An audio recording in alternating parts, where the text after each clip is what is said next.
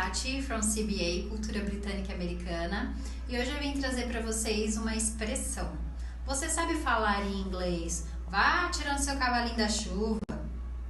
Você consegue? Como é que a gente fala isso? Quando a gente usa essa expressão para tirar o cavalinho da chuva, quer dizer que é algo que não tem a possibilidade de acontecer, algo que não é bem improvável. Então, em inglês, a gente fala don't hold your breath, que seria não segure seu ar. Por que usa desse jeito? Bom, se você está perguntando ou pedindo alguma coisa que não tem possibilidade de acontecer, se você segurar o ar, você vai morrer, mas não vai acontecer. Então, a gente usa assim. I wish my dad would buy me a car. Don't hold your breath.